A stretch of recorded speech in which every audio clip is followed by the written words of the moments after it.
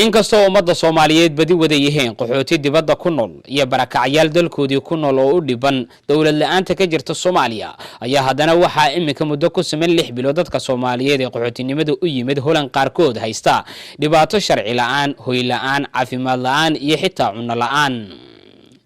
dadkani waxay teendooyin ka dhiseen meel ka mid ah magaalada Amsterdam taasoo muddo 3 bilood kadib ay ciidamada booliska ee magaalada ka burburiyeen kadibna ay xabsiga u taxaabeen iyadoo 5 saacadood kadibna dib xorriyadoodii loogu soo celiyay balse aan la siinin xuquuqdoodii qaxootinimo. qaxootigan ayaa isugu jira haween, caruur iyo rag waxaana ay xilligan lagu jira qaboobaha ay yihiin dhibanayaal banaanyaal ku ah dal ka mid ah dunida horumartay waxayna imika ay ku nool yihiin kaniisad ku taala isla magaalada Amsterdam oo ay sharci darro ku degan yihiin.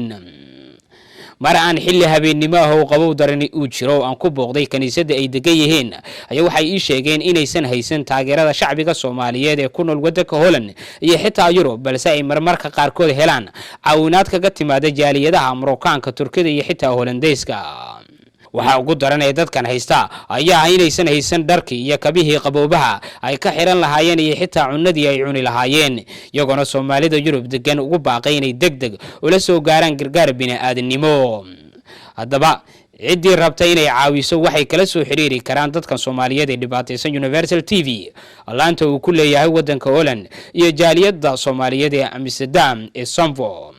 hadalka gudoomiyaha qaxootigan dhibaataysan iyo qaar ka mid ah Soomaalida caawisa ee dadkan lagala soo xiriiri karo waxa ka mid ah baahideena ugu badan ka shacbi ahaan maadaama ay Soomaali aynu nahay waxaan ka codsanayaa shacbiga Netherland ee Soomaalida ah shacbiga Soomaalida ah ee Netherland ku dhaqan in ay nala soo gaaraan gargaar degdeg ah dhinaca dhaqaalaha nin kasta wixii uu awoodo inuu gacantiisa noogu keeno.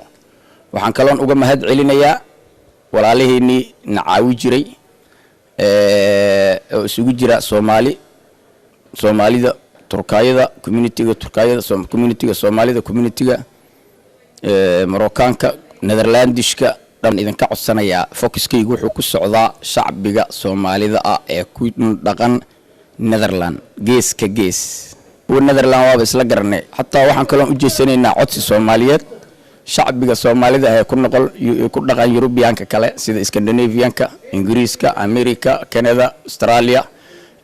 laakiin muhiimadu waxay tahay dad Soomaali ah oo walaalaheen ah ayaa halkan ku dhibaataysan qabowga, barafka iyo roobka. dadkana waxa caawinaya dad kale oo ummado kale ah marka meesha waxa ka maqan kaalintii Soomaalinimada. marka fariintu hadda waxay ku socotaa dhammaan Soomaalida degan Holland. waa ognahay waddankan Soomaalida degan dhammaan tuulooyinka degmooyinka gobolada ay ku kala fiirsan yihiin. waxa loo baahan yahay dadka Soomaalida oo inaad isxil qaantaan magaalooyinka aad degantiin aad isku aruurtaan dadkaas walaaliin halkan ku dhibaataysan.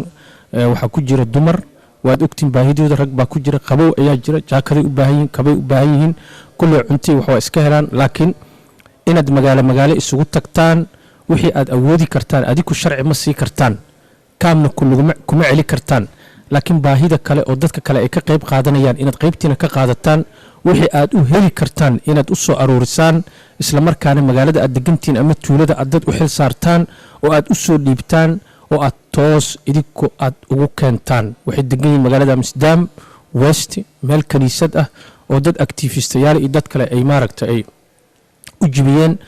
caawa waxaan u nimid dadkii Soomaalida ahaa ee muddada ku jiray banaanka yaalay ee qaxootiga ahaa ee loo diiday sharciga. dhibaato kalena ma haysatee waxa weeye waddankoodina waa laga soo qaxiyay halkan markay yimaadeenna yacni waxaa la yiri insiin mayna sharci. marka intaasaan kusoo gabagabeynayaa dadka Soomaaliyeed ee Holland ku nool iyo qurbahana sida Yurub iyo America waxaad noogu soo hagaajisaan qaybta Universal Netherland hadda dadkan waxa gaarsiinaysaan Sanford ururka Sanford baad ku soo hagaajin kartaan Amsterdam. wixii faahfaahinayna waxa kala hadli kartaan Cali Cabdi Waare Abdiwali Ibrahim Garyare Universal TV Amsterdam Holland.